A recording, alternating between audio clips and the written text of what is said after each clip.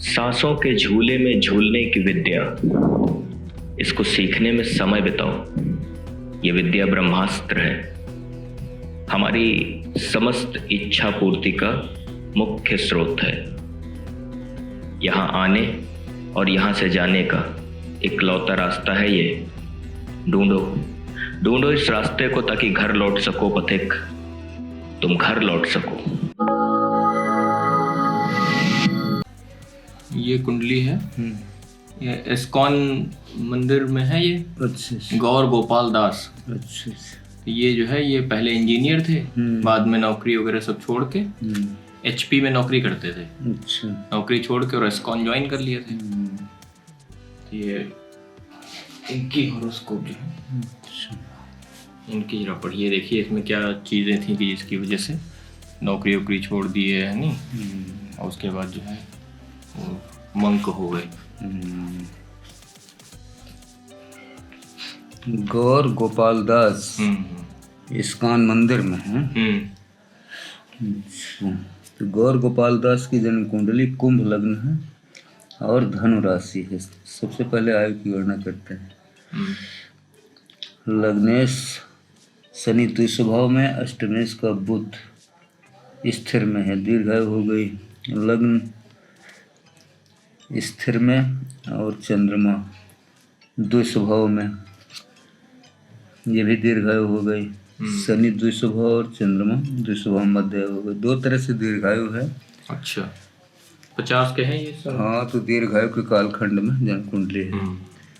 तो गौर गोपाल दास की जन्म कुंडली दीर्घायु के कालखंड में। अब इसमें राजयोग देखो, तो लग्नेश शनि पंचम घर में है और शनि यहाँ पे उच्चाभिलाषी है। तुला इसकी उच्च राशि है, 4 राशि पीछे मिथुन राशि में बैठा है।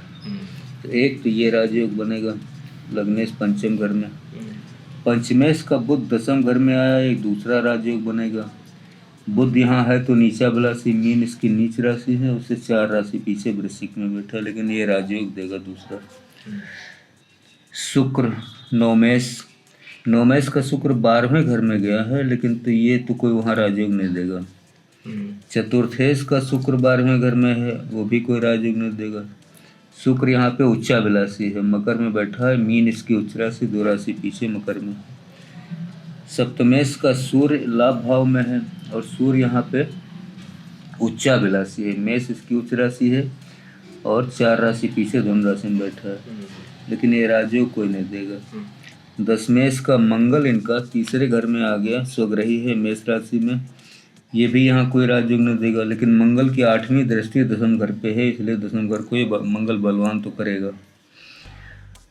तो कुल मिला करके लग्नेश पंचम घर में शनि उच्चाभिलाषी और पंचमेश बुध दसम घर में नीचाभिलाषी, 2 राजयोग हैं इस जन्म कुंडली में। अब इसमें धन भाव की स्थिति देखो, धन भाव का मालिक इनका गुरु है, 12वें घर में नीच का पड़ा हुआ है ना। तो एक कोई साधारण ही मध्यम वर्ग के ही परिवार में इनका जन्म हुआ होगा। लेकिन धन भाव की स्थिति ठीक है, क्योंकि शुक्र के साथ है, भाग्येश के साथ है 12वें घर में। तो सप्तमेश पत्नी का मालिक सूर्य यहाँ राहु के साथ बैठा है, चंद्रमा के साथ, और शनि की दृष्टि है ना।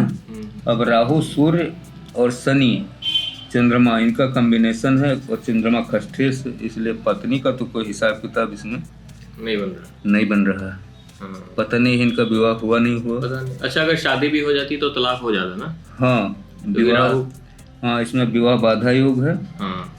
तो विवाह में काफी अड़चने इसमें है। राहु की दृष्टि भी है नवम पे ने। हाँ, राहु की उस पे सप्तम पे दृष्टि भी है। और सूर्य के साथ राहु बैठा है, एक तो ग्रहण योग बना रहा है और शनि से ग्रस्त है, शनि केतु से। तो पत्नी का ये हिसाब हो गया, पत्नी भाव विवाह बाधा योग है इसमें। और पंचमेश का संतान भाव इनका राजयोग कारक है, लेकिन अब जब विवाह हुआ होगा तो संतानें अगर होंगी तो अच्छी होंगी, है ना, इसमें तो कोई दो राय नहीं। करियर अब करियर इनका मंगल बनता, मंगल तीसरे घर में, पराक्रम के घर में। हाँ। अब इसमें प्रवज्या कहाँ से आई, है ना? प्रवज्या 7, 8, 9, प्रवज्या कहाँ से आई? प्रवज्या का एक सूत्र काम कर, प्रवज्या के बहुत सारे सूत्र हैं, है ना, सन्यासियों के। तो इसमें सबसे बड़ा सूत्र ये है कि चंद्रमा को यदि बलवान शनि देखे, अच्छा, है ना, तो प्रवज्या बन जाती है। ठीक है। चंद्रमा यहाँ देखो अपनी वृश्चिक नीच राशि से एक ही राशि आगे है ना? ठीक बात। चंद्रमा कमजोर है और ये शनि यहाँ पे उच्चाभिलाषी है ना? तो ये शनि चंद्रमा को देख रहा है, इसका मतलब है कि ये यहाँ पे एक तरह की प्रवज्या बना ही रहा है, ऑलरेडी बना रहा है। इस कारण से ये प्रवज्या इनको यहाँ पे मिली। अच्छा। हाँ, ये पहले जो है हाँ, ये डिप्लोमा किए थे इलेक्ट्रिकल इंजीनियरिंग से। हाँ, और HP जो वो लैपटॉप नहीं बनाती, हाँ, उसमें बहुत मतलब जॉब भी किए कई साल। हाँ, तो जॉब इनका इसलिए नहीं चला कि यहाँ राहु की चौथी दृष्टि मंगल पे आ रही। यहाँ ध्यान से देखो, 1, 2, 3, 4, 5, पांचवी दृष्टि मंगल पे आ रही है ना? और राहु का एक नियम काम करता, राहु जिसके साथ होगा उससे संबंध विच्छेद कर देगा।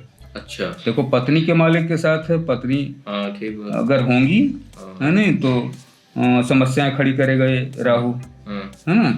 चंद्रमा के साथ है, रोगों में, ऋण में, शत्रु में, इसमें समस्याएं खड़ी करेगा, है ना? और ये राहु मंगल को देख रहा 5वीं दृष्टि से, तो वहां समस्याएं खड़ी करेगा। संतान भाव को देख रहा है, इसलिए संतान भाव को समस्या खड़ी करेगा। तो राहु की वजह से ये जॉब नहीं किए, किए होंगे थोड़े बहुत दिन, लेकिन फिर जॉब इनका लंबा नहीं चल पाया। तो ये राहु के कारण है यहाँ पे। बाकी इसमें क्या, बाकी तो बाकी कुछ ऐसा है नहीं ना। हाँ, अब रही बात कि ये व्यक्ति मुक्त होगा या नहीं होगा, ये एक सबसे बड़ी कहानी। मुक्ति का एक नियम काम करता है कि जब पंचमेश 12वें घर में हो, है ना, और उसके साथ केतु हो, न भी केतु हो तो पंचमेश अगर 12वें घर में है तो वो मुक्ति का अधिकारी हो जाता है और उसको कहीं न कहीं पर मुक्ति की व्यवस्था ईश्वर की तरफ से हो जाती है।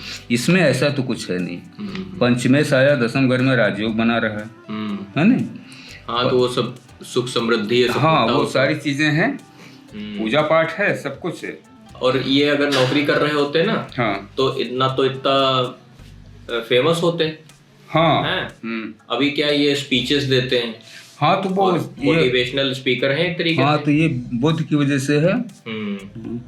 अच्छा, एक चीज हमने देखी कि ये इस्कॉन में जितने लोग भी जो ज्वाइन करते हैं, जो पढ़े लिखे ज्यादा, अच्छा इस्कॉन के अंदर ज्यादातर पढ़े लिखे लड़के हैं, वो इंजीनियरिंग किए हुए हैं, अच्छी अच्छी जगह से, IIT वगैरह से, IIM से पढ़े हुए, और उसके बाद ये नौकरी वोकरी करने के बाद इस्कॉन ज्वाइन कर लेते हैं। इस्कॉन में हमको एक चीज और भी समझ में आती है कि इस्कॉन का जो फंड चलता है, वो फंड तो किसी के हाथ में नहीं है, क्योंकि वो कैपिटल पूरा जो है वो चलता है, जो उसका रास्ता है वो रास्ता चलता है जो उनकी संस्था है उसके थ्रू, ट्रस्ट के थ्रू।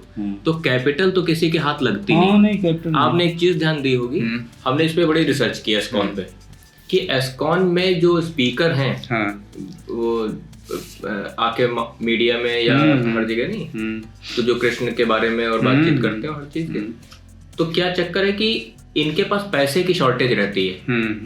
तो उस पैसे की शॉर्टेज को पूरा करने के लिए हर ये इस्कॉन में जो लोग ये ज्वाइन किए, ये लोग कुछ ना कुछ अपना अलग से भी काम कर रहे हैं। अच्छा। कोई यूट्यूब चैनल बनाए हुए, कोई कुछ अपना कर रहा है, कोई कुछ कर रहा है, क्योंकि इस्कॉन से जो मिलता होगा वो मिलता होगा 2 टाइम का खाना है, और प्लस जो ऊपर के लोगों को थोड़ी बहुत सैलरी बंधी होगी। हाँ, बस है नहीं, बाकी सबको वो नहीं मिलता। नहीं, सबको कहाँ होगा, है ना?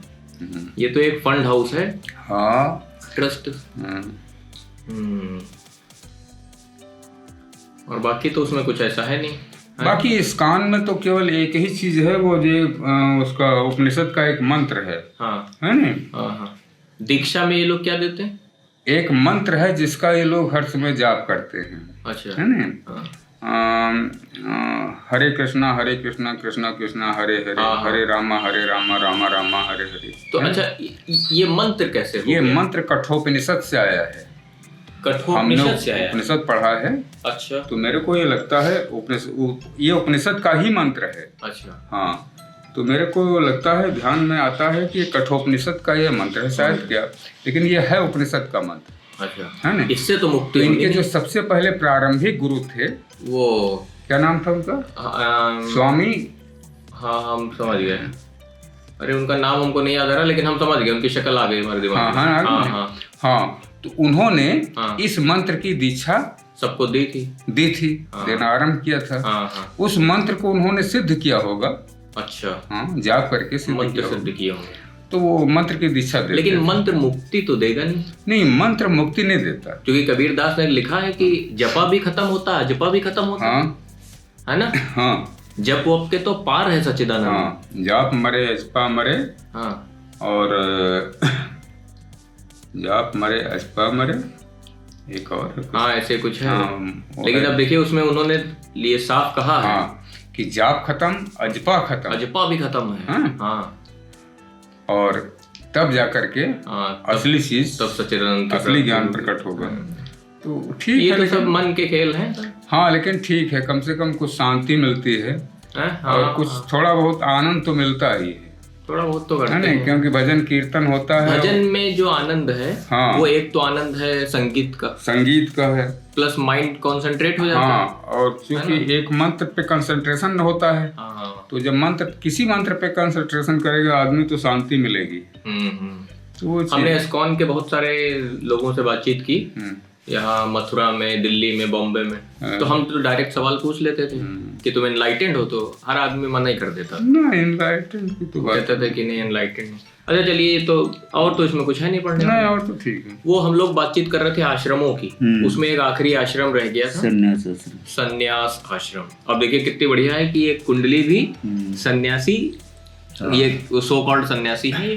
तो संन्यास आश्रम 4 आश्रमों में से ब्रह्मचर्य, गृहस्थ, वानप्रस्थ, चौथा आश्रम है संन्यास आश्रम। तो अगर विंशोत्तरी महादशा मानी जाए, है ना, तो 8 4 40 80 और 80 से 120, 80 से 120, है ना? नहीं, 30 वर्ष की। अच्छा। हाँ, 30 चौक 120। अच्छा। तो 30 से 90 वर्ष तक तो वानप्रस्थ हो गया। 90 से 120 साल तक ज्योतिष के हिसाब से। अच्छा। 90 से 120 साल तक जो विंशोत्तरी मानी जाती है, दीर्घायु का कालखंड, वो संन्यास आश्रम में होता था। अच्छा। तो चूंकि वानप्रस्थ आश्रम में ही घर का जो मुखिया होता था, मालिक, वो अपनी पत्नी के सहित जंगल में चले जाते थे, गुरुकुलों में रहते थे और वहीं सेवा करते थे और अपने गुरु या संत महात्मा से दीक्षा लेते थे आत्मज्ञान की, और उसी का अभ्यास करते थे।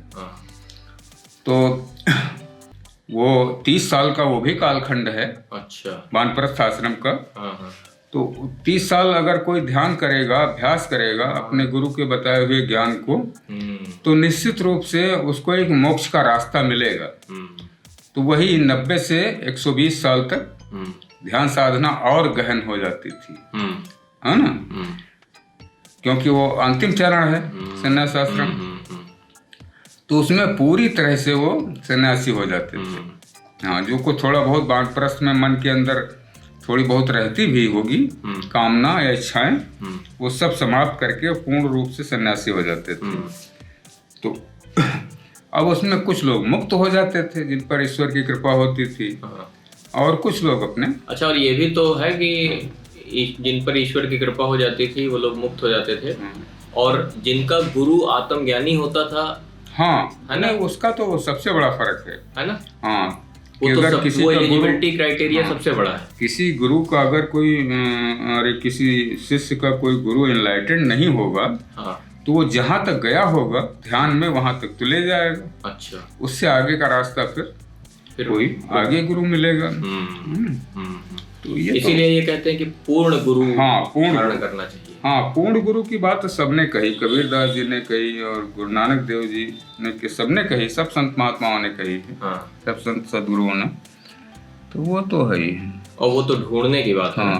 तो ये संन्यास आश्रम, इसी में उनका जीवन पूरा हो जाता था और मरण हो जाता था। तो ये संन्यास आश्रम अब आज के कलयुग में क्या व्यवस्था है? इसमें तो कोई कलयुग में तो कोई व्यवस्था नहीं। कलयुग में तो लोग घर के अंदर ही वही माया जाल में फंसे रहते हैं बुढ़ापे तक। सही है भाई, बेटे को पाल पोस के बड़ा किए, फिर पोते को फिर पाल रहे हैं, उनकी भी शादियां कर रहे हैं, उनकी भी शादी ब्याह करना, अपने बारे में इसी में जीवन पूरा हो जाता है।